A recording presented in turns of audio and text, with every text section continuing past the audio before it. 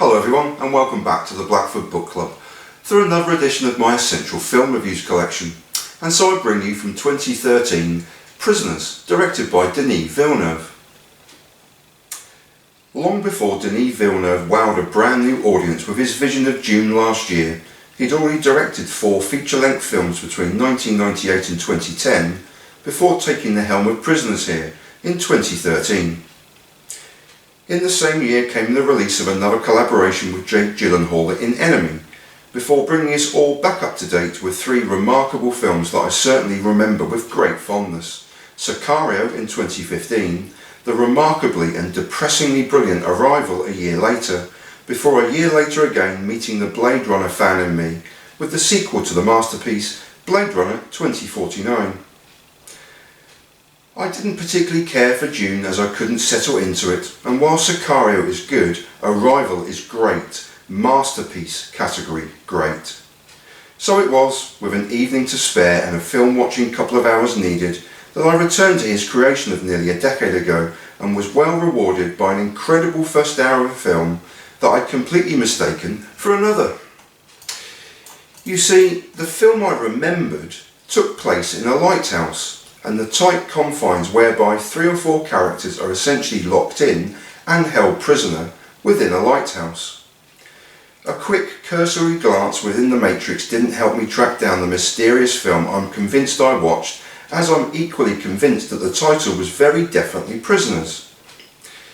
So I was a little perplexed as the opening to this film veered nowhere near a coastal resort or indeed a lighthouse, and I was instead mesmerised by an opening hour of a film that was absolutely stunning, but which petered away after the mid-film reveal.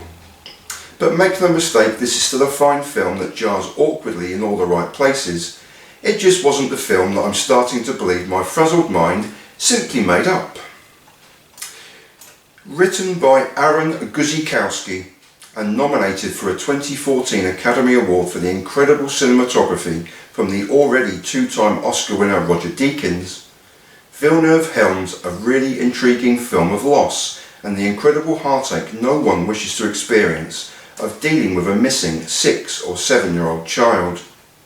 As disturbing as that is, Prisoners is also a film about the loss of humanity, loss of rational thought, loss of perspective, morals, faith, and particularly so a heartbreaking loss of one's own religion, which is the heartbeat of a theme that runs through the entirety of this 153-minute gem.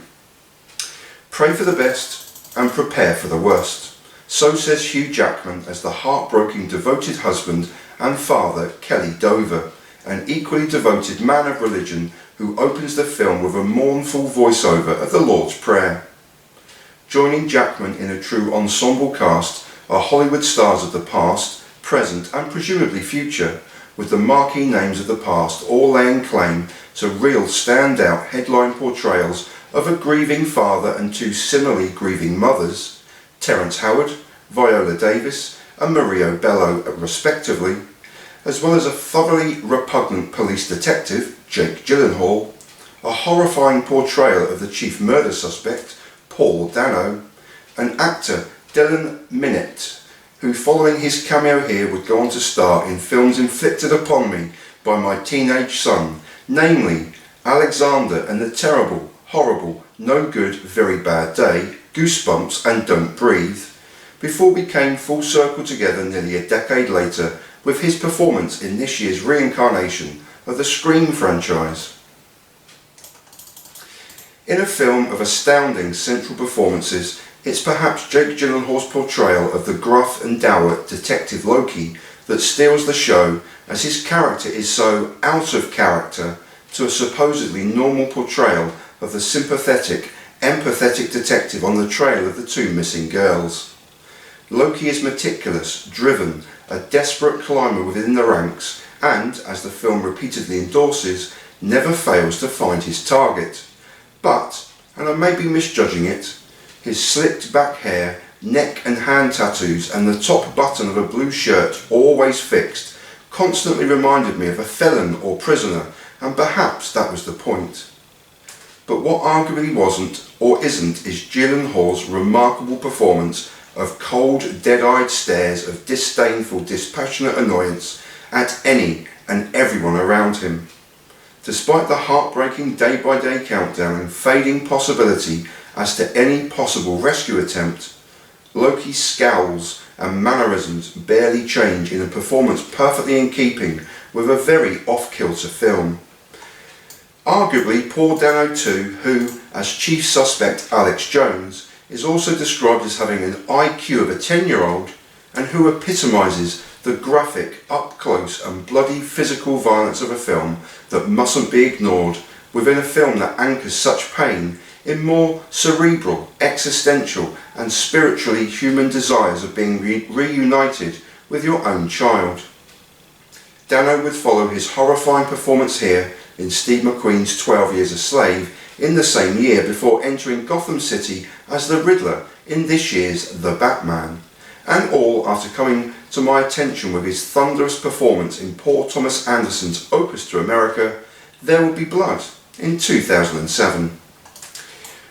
Maria Bello, Terrence Howard accompany Viola Davis and the world's greatest showman Hugh Jackman in a film which they could all lay claim to incredible central performances alongside Jake Gyllenhaal, who from this film onward would see his star rise into the stratosphere with performances in so many highly recommended films, Nightcrawler through to Everest, Nocturnal Animals, Life and more recently, The Guilty. Prisoners is a disturbing film at times as it deals with the visceral anger and utter desperation at the loss of a loved one, and is equally and graphically extremely violent at times too, with rage-fueled human destruction. Through the cinematography of Roger Deakins and a yellow-brown hue amongst the constantly falling rain, the day-by-day heartbreak seeps through every pore of every character, except one, and is accompanied brilliantly by Johan Johansson's mournful strings-filled musical soundtrack, eerily reminiscent of Stanley Kubrick's final film, Eyes Wide Shut.